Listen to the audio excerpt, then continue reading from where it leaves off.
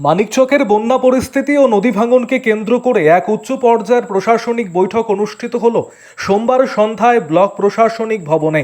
গঙ্গা ও ফুলহার নদীর জল বাড়তেই মানিকচক ব্লকের অন্তর্গত বেশ কিছু গ্রাম পঞ্চায়েতের অসংরক্ষিত এলাকাগুলিতে প্রায় বন্যার পরিস্থিতি তৈরি হয়েছে।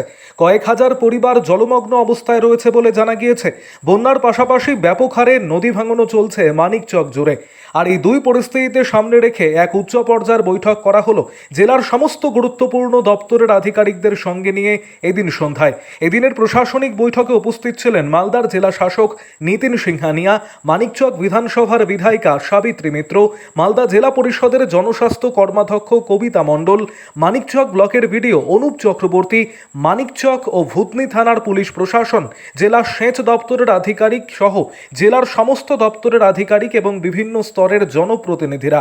উল্লেখ্য, মানিকচক ব্লকের গোপালপুর, ধরমপুর, মানিকচক, দক্ষিণ চণ্ডীপুর, হিরানন্দপুর সহ বিভিন্ন অঞ্চল আংশিকভাবে নদীর জলে প্লাবিত হয়েছে।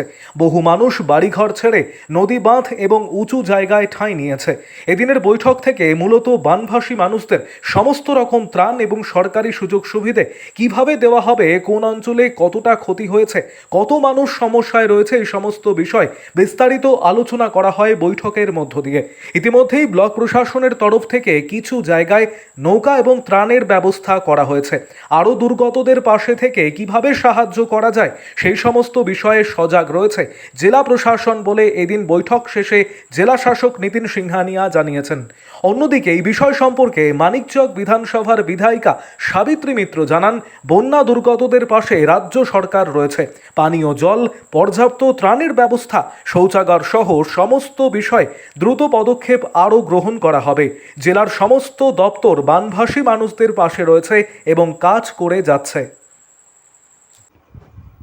আরও আপডেট থাকতে আমাদের ভিডিও শেয়ার ও ফেসবুক পেজটিকে লাইক করে ফলো করে দিন।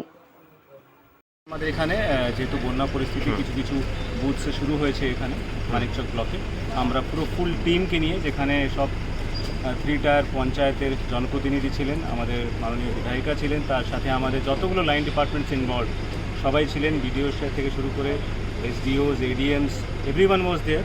So we had a very intensive review, যতগুলো প্যারামিটার্স দেখতে হয়, এবং সবাই প্রিপেয়ার্ড আছি। যেখানে এখানে বন্যা হয়েছে সেখানে অলরেডি যে আছে রিলিফ মেজার্স থেকে শুরু করে রেস্কিউ মেজার্স, আরও প্রিভেন্টিভ মেজার্স যেখানে বন্যা না হয় সেগুলো সব নেওয়া হচ্ছে। ইরিগেশন ডিপার্টমেন্ট সেটা দেখছে।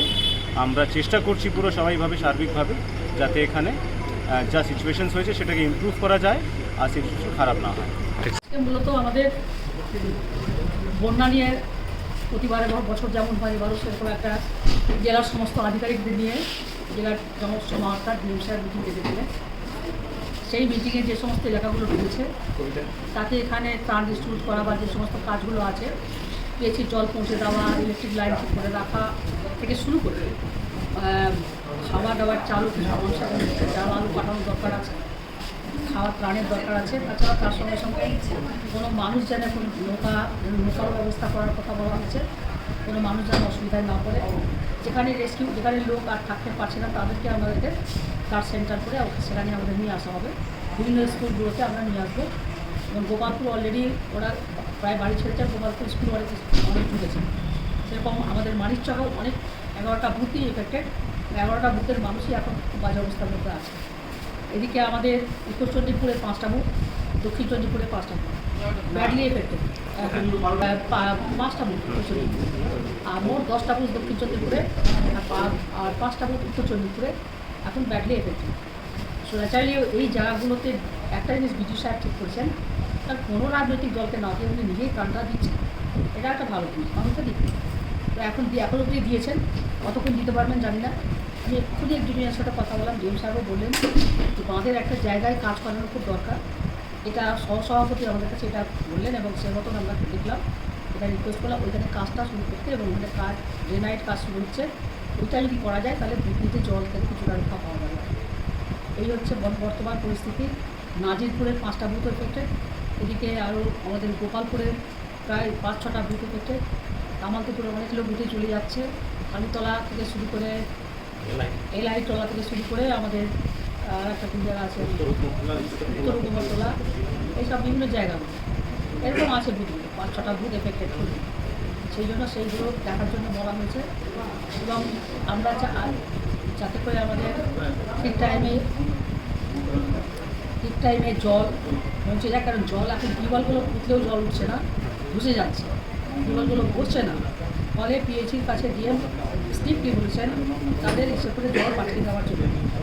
পিএইচি এটা বলেছেন যে আমরা পাঠিয়ে দেবো, এটা হচ্ছে বেশি জায়গা। কিছু কিছু জায়গায় টিউবওয়েল বসছে এখন আমাদের এই পাটটায়, সেখানে টিউবওয়েলের ব্যবস্থা করা দরকার, সেখানে করা হচ্ছে। এবং আমরা এডুকেশনের ক্ষেত্রে আমাদের যেসব স্কুলগুলো ডুবে গেছে বা যারা এফেক্টেড হয়েছে স্কুলগুলো, বাচ্চাদের প্রাইভেট স্কুলগুলো এখন আপাতত বন্ধ থাকে, এটা বলা হয়েছে। তাছাড়া আমাদের মোটামুটি যেটা হচ্ছে যে আমাদের যে আর্লি সেপ্টেম্বর আমাদের লাস্ট বন্যা, সেপ্টেম্বরের এই লাস্ট বন্যা পর্যন্ত আমাদেরকে এই সমস্যা ফেস করতে হবে।